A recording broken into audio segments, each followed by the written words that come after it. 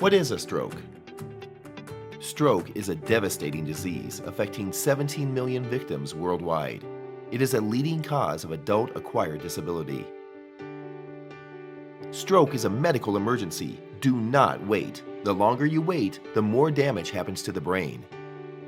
After a stroke and without treatment, an estimated 2 million brain cells, called neurons, die every minute.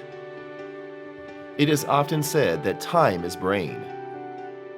The earlier a stroke patient is treated, the more brain cells are saved. What happens when you reach the hospital with a stroke? At first, the medical team does a quick evaluation of your neurological functions, such as the person's consciousness, ability to see, move, feel, and speak. When a stroke is suspected, the patient is sent for a brain scan to confirm the diagnosis, the type and location of stroke.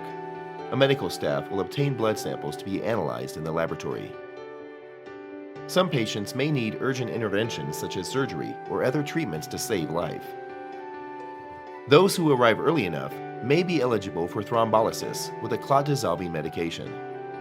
The heart and lungs are checked for any underlying cardiac conditions that may be associated with a stroke and/or any pulmonary complications due to the stroke.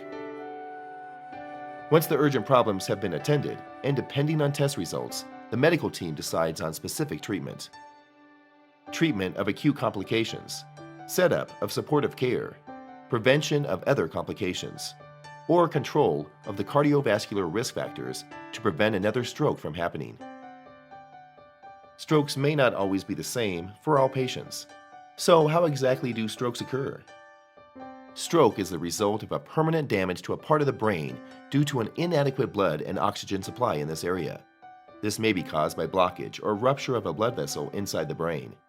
The cells in the part of the brain which are damaged die and can no longer function. After arterial occlusion in ischemic stroke, cell death happens in about 6 minutes in the core central infarct area that is devoid of blood supply.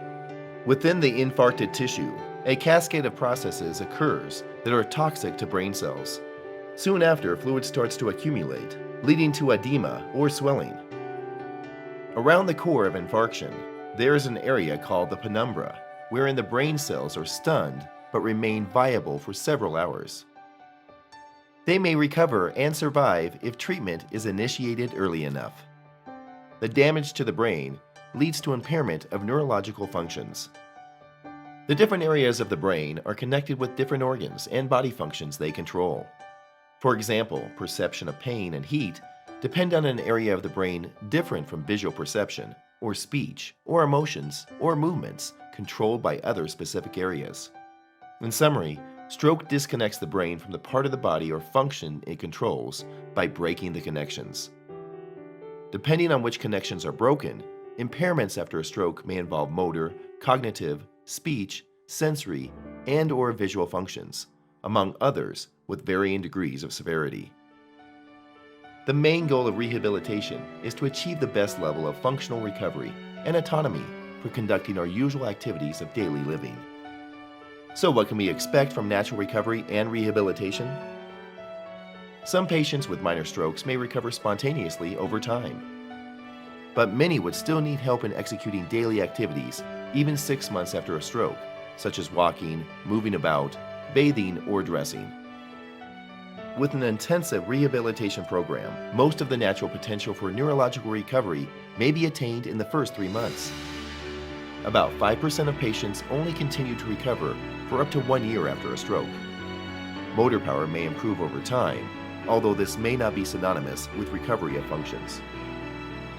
Stroke rehabilitation is an important part of recovery after stroke. If about 1 in every 10 stroke patients would experience complete spontaneous recovery, about 1/10 of patients do not recover due to the severity of the stroke. However, 8 out of 10 patients would have at least some degree of recovery with rehabilitation. Despite stroke treatment and rehabilitation advances during the past years, recovery after a stroke is still often incomplete, and many still feel disconnected with their life.